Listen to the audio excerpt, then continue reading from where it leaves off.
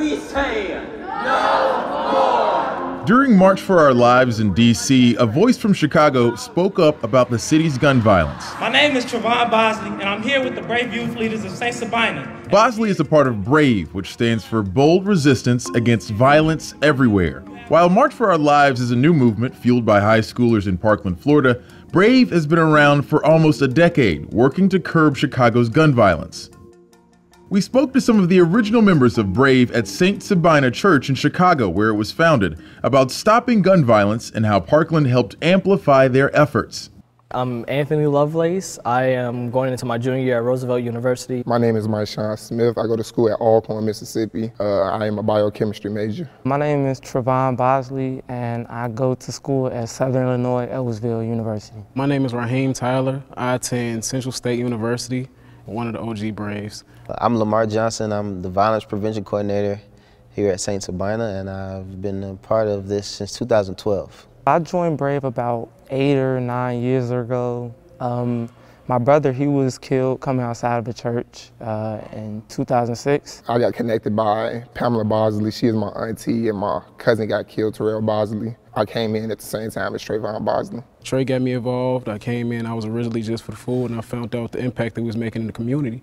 And I stuck with it. I liked what we was doing. It was just a bunch of youth going out into the community and actually trying to make a change. So I wanted to truly be a part of that, and I joined the group, and I've been a part of it ever since. I continue to do it because I don't want a situation to occur where people are forced to do it, if that makes sense. So a lot of times, people don't care about gun violence until it reaches their steps. And I want to help the cause to not getting into their steps. So if I can stop gun violence, even if it's not for me, or even if it's not from like my sister, or if I have kids, which I'm not, or not for them, but it's going to be for someone. I came up with the name b.r.a.v.e because that's what these kids have to be in order to stand up for justice and peace and speak out on what's going on in their society. It's very tough to continue to keep Chicago in the spotlight because people and media have become so content with everything that goes on in Chicago, the day-to-day shootings. Everyday shootings are an everyday problem. We've been trying to get our name out there for years. We lost funding. We started off basically no one really listening to us. b.r.a.v.e has gotten a ton of media coverage since linking up with Parkland. We openly recognize that we are privileged individuals and would not have received as much attention if we weren't for the affluence of our city.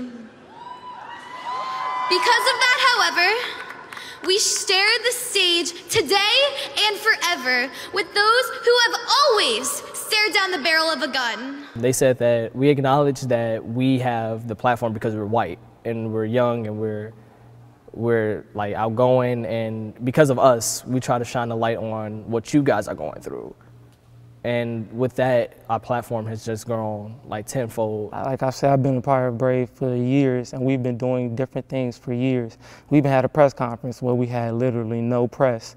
And to finally be on the national stage and people finally listening to Chicago's problems, that was something I was proud to be a part of.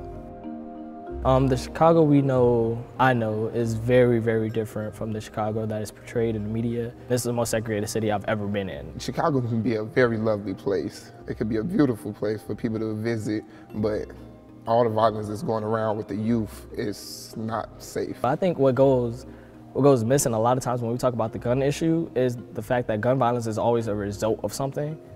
And most of the time it's like just a collective of communities not having resources. You have like no job opportunities, and you tell people who are coming from jail, here's $20 in a bus card, go like not do crimes again.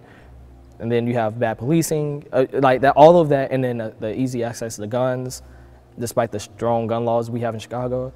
All of that combines into gun violence. If you can tell people like this is a result of something, a result of stuff that should easily be fixed, then I think people are way more invested in the issue. The next step is just for our politicians to begin listening. And if they don't, us as a community, we have to start getting involved and start voting them out. Kids are really dying, so it's like we have to do something now. People talk about school shootings, but we have shootings every day. Guns and bullets don't have zip codes or class codes. We've exposed the problem in Chicago. We know why violence in Chicago is so prevalent. So now it's time to, essentially have people put their money where their mouth is. So in order to change this, it's going to cost. It's gonna cost time, it's gonna cost resources.